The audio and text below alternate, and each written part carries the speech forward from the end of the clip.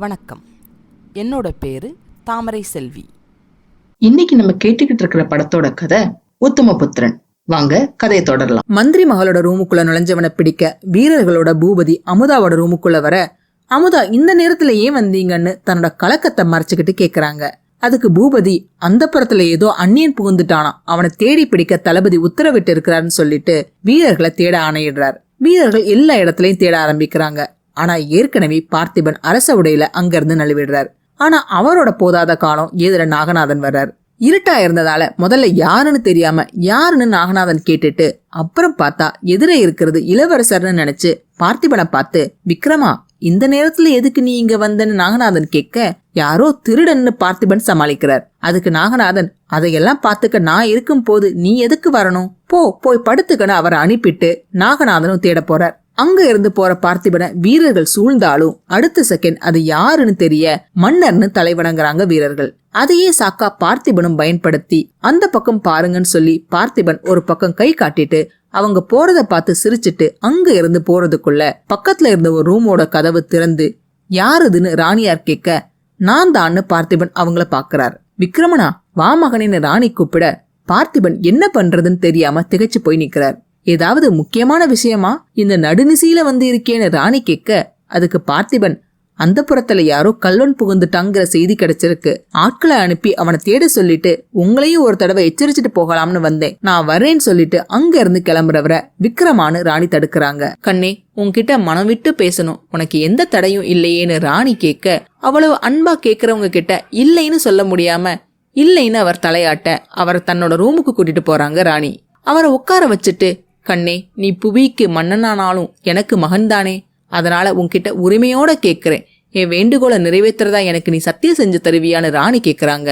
வேண்டுகோள், சத்தியம்னு பெரிய பெரிய வார்த்தைகளை கேட்ட பார்த்திபன் தயக்கத்தோட சத்தியமானு கேட்க, ஆமா கண்ணே, உன்னோட மணிமகனை நிலைக்கணும், மலர்புரை செழிக்கணும், என்னோட மனம் குளிரணும், அதுக்காகத்தான் இந்த வேண்டுகோள்னு ராணி சொல்ல, அதுக்கு பார்த்திபன், அம்மா, நீங்க என்ன தப்பா புரிஞ்சுக்கிட்டு ஏதேதோ பேசுறீங்க, இதுக்கு நான் என்ன பதில் சொல்றதுன்னே எனக்கு விளங்கலன்னு சொல்லிட்டு பார்த்திபன் எந்திரிக்கிறார். ஆனா திரும்ப விக்ரமான ராணி கூப்பிட போக முடியாம அப்படியே உட்கார்ந்துடுறார் பார்த்திபன். உன்னை பத்தி மத்தவங்க குறை கூறி இருந்தா நான் நம்பி இருக்க மாட்டேன், ஆனா அன்னைக்கு உன்னோட மாளிகைக்கு நான் வந்தபோது நீ இருந்த நிலைய பார்த்து என்னோட இதயமே வெடிச்சிடுச்சு, பெற்ற வயிறு பத்தி எரிஞ்சுது, என்னோட 6 உயிர் செல்வன் அடியோட நாசமாகிட்டானேன்னு என்னோட அந்தராத்மா அலறுச்சுன்னு விம்மி விம்மி அழுகுறாங்க ராணி. அவங்க அழுகிறத பார்க்க பொறுக்க முடியாம பார்த்திபன், அம்மா என்ன மன்னிச்சிடுங்க நான் ஆரம்பிக்க, அவரோட கைய பிடிச்சிட்டு, விக்ரமா, என்னோட செல்வமே, நீ உத்தமனா எல்லாருக்கும் நல்லவனா இருக்கணும் கண்ணேன்னு சொல்லிக்கிட்டு இருக்கும் போது அங்க திடீர்னு உண்மையான விக்ரமனை வந்துடுறார். விக்ரமனை அங்க பார்த்த ராணி அவரையும் தான் எதிரில இவ்வளவு நேரம் விக்ரமனா உட்கார்ந்திருந்த பார்த்திபனையும் மாறி மாறி பாக்குறாங்க. தன்னோட மகனோட உருவத்துல 2 பேர் இருக்க குழப்பத்தோட யார் அதுன்னு ராணி கேட்க, ஸ்டைலா விக்ரமன் தான் ஏன்னு பதில் சொல்லிட்டு சேர்ல இருட்டுல உட்கார்ந்துருக்கிற பார்த்திபன் பக்கத்துல வந்து, யாருடா நீன்னு கேட்க, பார்த்திபனும் அவருக்கு கொஞ்சம் கூட சளைக்காம நீ யாருன்னு திரும்ப கேட்கிறார்.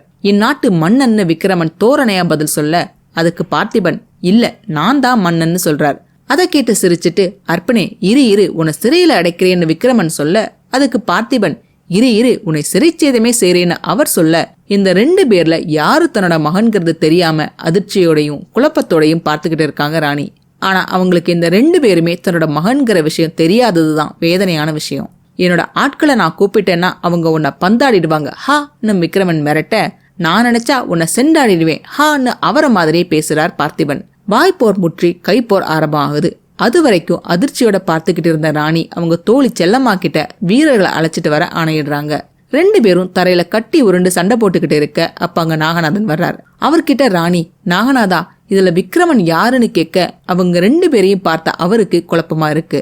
அதே சமயம் செல்லம்மா பூபதியையும் அவங்க ஆட்களையும் கூட்டிட்டு வர அவங்கள பிடிக்க ஆணையிடுறார் நாகநாதன். உடனே வீரர்கள் சண்டை போட்டுக்கிட்டு இருக்கிற 2 பேரையும் சூழ அதுதான் சமயம்னு கூட்டத்தோட அடியில இருந்து பார்த்திபன் தப்பிச்சு ஓட விக்ரமன் ஆத்திரத்தோட கூட்டத்தை தள்ளி விடுறார். போறதுக்கு முன்னாடி தான் போட்டு இருந்த ராஜா ட்ரெஸ்ஸை கலட்டிட்டு ராணி கிட்ட, மகாராணி, உங்களை ஏமாத்திட்டேன், என்ன மன்னிச்சிடுங்கன்னு சொல்லிட்டு விக்ரமனை பார்த்து, இளவரசே ஹான்னு நக்கல் பண்ணிட்டு அங்க இருந்து கீழே குதிச்சு கோட்டையில இருக்கிற காவலர்களோட சண்டை போட்டு அங்க இருந்து தப்பிச்சு போயிடுறார் பார்த்திபன். மதில் மேல ஏறி நின்று பார்த்திபன் விசில் அடிக்க பார்த்திபனோட குதிரை அங்க பாஞ்சு வருது. அதுல குதிச்சு அங்க இருந்து போயிடுறார் பார்த்திபன். ராணிக்கு பார்த்திபன் தன் மகன்கிற உண்மை தெரிஞ்சிடுமா இந்த ரகசியம் நாகநாதனுக்கு தெரிஞ்சா பார்த்திபனோட உயிருக்கு ஆபத்தாச்சே. அதுல இருந்து எப்படி பார்த்திபன் தப்பிப்பார்? தெரிஞ்சுக்க அடுத்த பகுதிகளை தவறாம பாருங்க. இந்த பதிவு உங்களுக்கு பிடிச்சிருந்ததுன்னா லைக் பண்ணுங்க, ஷேர் பண்ணுங்க, சப்ஸ்கிரைப் பண்ணுங்க. நான் போடுற வீடியோஸ் உடனுக்குடன் உங்களுக்கு தெரிஞ்சுக்கிறதுக்காக நோட்டிபிகேஷன் பெல்லையும் கிளிக் பண்ணுங்க. என்னங்க கதை சுவாரஸ்யமா போயிட்டு இருக்கா? இந்த கதையை பத்தியான உங்க கருத்துக்களை தவறாம என்னோட ஷேர் பண்ணுங்க. உங்க கருத்துக்களை தெரிஞ்சுக்க நான் ஆவலா காத்திருக்கேன். மீண்டும் அடுத்த பதிவில் சந்திப்போம். நன்றி, வணக்கம்.